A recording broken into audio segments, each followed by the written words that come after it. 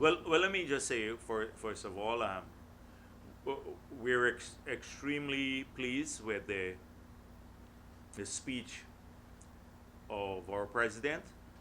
Um, the comment that I heard from most people is a combination of vision with extremely practical measures. Often from a president, you do not get that kind of detail without it becoming overburdened or overbearing rather. And so we were extraordinarily pleased that the president set out the framework for for the development of our country and for the implementation of his government for the next 5 years. As you can see, the president grounded a lot of his initiatives in the manifesto of the party and made it very clear that we are committed to fulfilling those promises. So that's critical for us because a lot of people were saying prior to the elections that the plans were too ambitious, that if you win the elections, then you would not be able to implement it. And up to now, we hold those plans that we put to the electorate dearly, and they will form part of the transformation agenda. So we were extremely pleased about that the framework has been set so early in the government, and the president has given directions to the ministers to get this implemented now. So as I said before, that's the comment and the buzz out there in the corridor. Visionary, but also practical. So that's all I'm going to say at this point in time. Okay? If you have any questions, that's fine. Right. All right. I have a question outside of. Yes, go ahead. Well, it's not. We saw the first batch of the COVID-19 vaccine being administered earlier today. Is there or what is going to happen for cabinet administration of the vaccine cabinet? Is there any plans in place? I didn't. The administration of the vaccine to cabinet. Is there a plan? Are you going to wait for the? Okay. We had this issue because there are limited quantities that came in the first round. So we're caught in a dilemma because a lot of people want to see us take the vaccine as a confidence measure, boosting measure, because many people still have doubts about taking the vaccine. And so that's one part of it. And then we're also concerned that there may be people who think that, oh, the politicians want to take for themselves the first set of vaccine that come into the country, because that has happened in some countries. And so we have opted right now to allow medical personnel to take the first batch. There may be individual cabinet members who are desirous of getting it. I would take it anytime, now or as soon as the other larger batches come in. So we don't have a problem with taking it. It's just that I believe that maybe we should allow the healthcare professionals to get the first bite of the cherry. So that's how we are approaching it thus far. We expect fairly larger quantities to come, hopefully very soon, where larger groups of people can be vaccinated. And as we made it clear, it's voluntary. It will start with from the maybe there'll be cut off ages for elderly and for healthcare professionals and essential services. And then as we get more, we'd come down. So if it starts at a cutoff of 65 years, and then as we get more, come down to 60 and 50 years, etc., until all of our people are vaccinated. Okay, you're welcome. Yes.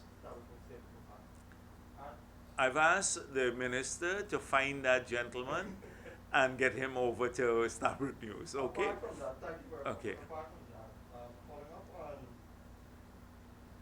what you announced that you had asked the EPA to find to look at the format to see where the 40 million cubic feet after that assessment, but it couldn't happen. Have they got back to you, and where do we go from here? Oh no, this is they're consulting with the lawyers. So that is where we are now, the consultation. I spoke with them even before the press conference, so they've been in the process of examining that. So I've seen some comments about the EIA. The approved EIA is not the permit. And I think the former head of the EPA was saying, that the approved EIA didn't matter. It's such a callous position to take when he was there and he knew all along that the environmental impact assessment went to the agency and was approved by the board and the agency with that huge allowance. It's all very political, and so, but the reality is that is what they did. They allowed the equivalent of 14 million cubic feet, standard cubic feet of gas, to be flared. There is no hiding from that, and as a consequence of this, we have this issue here. Secondly, has there been any discussion as to coming back to the COVID vaccines and what happens to the immigrant population? The vaccines, once we, I think first of all, if the immigrants, they're here and they fall into the categories, there is no way of not administering the vaccine to them too, because they live in our society and legally, and they can also be the vector, the carrier of the virus. So you have to ensure that everyone gets vaccinated who lives here. I know it's a bit costly, and some countries are even getting people to pay for the vaccine, but we've made it clear that no Guyanese would have to pay, because it could run the cost from the first set may come gratis. We'll get it for free, but then you may have to pay as much as from prices ranging $60 for the 2 doses to about maybe now about $15 for both doses. So that's the price range. But if every Guyanese had to pay $60, then it will be a burden on many of them. So the state will fund it. The government will fund it. It will be free vaccine for everyone. Private sector employees, and every Guyanese, including the immigrants who are here too. Okay, thank you. Yes, sure. Just two political questions. Yes. Regarding the president's speech today, I noticed that he spoke about consultation with almost every section of society. So there was widespread consultation, but I heard nothing about his consultation with the opposition. Is it the case that the opposition declined to meet with the president on budget matters? I think the government's position and the president's position, they're quite clear about engagement with the opposition. And you saw the manifestation of the behavior today. So they believe the government is illegitimate and the president is illegitimate. So how does an illegitimate government engage in discussions on the way forward? They just don't recognize the government, nor the president. That is their position. Okay, And that is the stumbling block. So that is why in an interview I did yesterday, I pointed out that they've painted themselves in a corner on this issue. And they just exacerbated it today. Imagine a Cathy Hughes coming to talk about fraud here. And Cathy Hughes, I don't want to get into name calling, etc. But we know that several contracts were given through her ministry to her companies, to her company, for fairly large sums of money, and she was signing the contracts. She was still signing checks on behalf of our company and authorizing the payment from her own company from the ministry to her company. It's totally corrupt. We could, if we're just a bit benign, and maybe this is something that we could be faulted for, that we just want to move on and not get caught with that, because Katius could be before the courts now. We just decided let's just move on and go only after the egregious cases.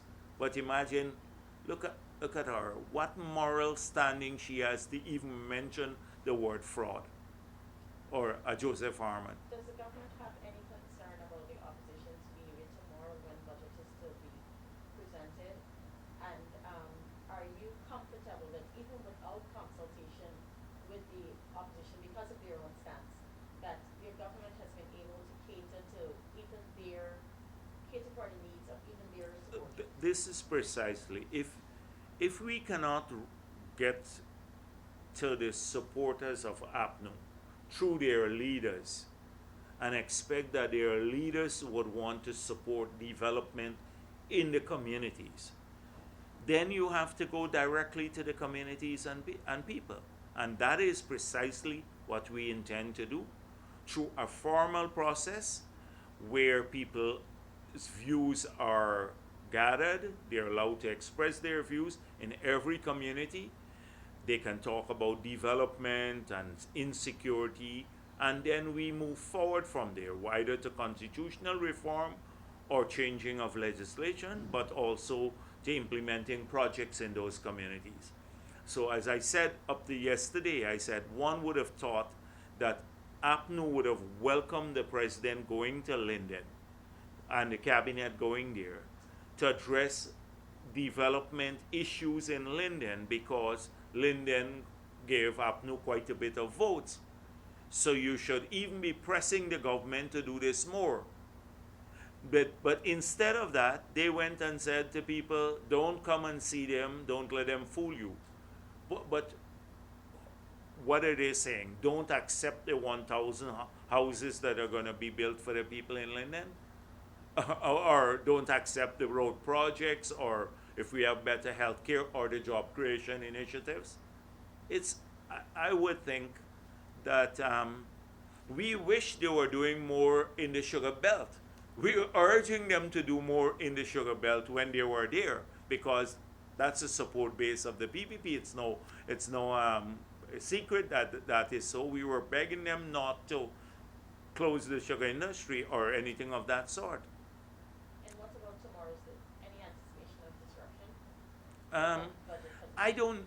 APNU is very unpredictable. They don't have a clear strategy as far as I'm concerned. They're just lashing out everywhere. They're finding it very hard come to grips with the loss of the privilege and the pomposity of being in government. They still have residual pomposity, that they arrogated to themselves as ministers, driving around with all kinds of sirens and everything like that around the place. And so you see a lot of that here. It's almost like a sad look on their faces. They have to understand that they lost power because they didn't keep their promises to people. Governments lose power if you don't fulfill your promises. You promised the people, including their supporters, that they would do a number of things. They did the contrary. So I cannot predict their behavior because they're so unpredictable. If someone is rational, even if you don't agree with the person, at least you can predict based on rationality what they will do. They're very irrational and almost shamelessly so, because they could come and talk about fraud in the parliament, about fraudulent elections, when only APNU believes this. No one else. And when the Lowenfield submitted statements of poll now to the Chief Justice and our safekeeping that we assumed are the real ones, that will show that what Mingo did was fraudulent. And they know that. That is why until now, APNU doesn't want to talk statement of poll. That's like a taboo subject for them. Oh, they don't know where theirs disappear, where etc. It just disappeared, vanished completely. Their copies, because they knew the very night of the elections that they had lost, the elections. We all knew. We all had these statements of poll, and that's why we almost immediately placed ours online. Until now, they have not done that. So how could you? And anytime Harman does an interview, people have to ask him, "Where are your statements of poll? Where are your statements of poll?" You would never be able to answer that question because they threw them away. The ones that showed the PVP won, the ones that Lowenfield had, and that Mingo altered, and then the statements of recount that conform the original ones. So that is it. So I can't predict what they will do tomorrow. One thing I can predict, that they will come and eat the food. I can predict that because they come to. I can predict that with great level of certainty, and that's not like there is no margin of error. There is no variability in that. That is a 100% certainty. That's almost an event cast in stone. They will come and do that, but I'm not sure about their participation level. Thank you.